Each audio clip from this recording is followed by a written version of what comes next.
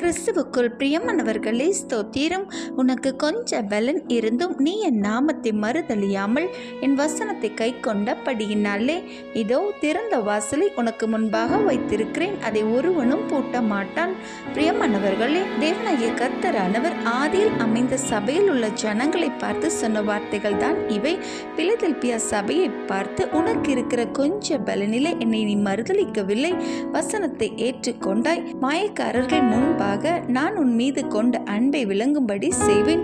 நீடிய பொறுமையோட தேவ காரியங்களில் செயல்பட்டதால் எல்லா சோதனைகளுக்கும் உன்னை விலக்கி காப்பேன். இறுதி வரைக்கும் உன் விசுவாசத்தையும் தேவ பயத்தையும் தேவ அன்பையும் தேவ காரியங்கள் அனைத்தையும் விழிப்போடே காத்து நடந்தால் உன் கிரீடத்தை ஒருவனும் பறித்து கொள்வது இல்லை. இப்படியாகவே இந்நாட்களில் நாமும் செயல்பட்டால் நமது கிரீடத்தை ஒருவரும் பறித்து கொள்ளாதபடிக்கு எசப்பா காத்து கொள்ளுவார். பொறுமையோட தேவ காரியத்தில் இறுதி வரை செயல்படுவோம். ஆமென்.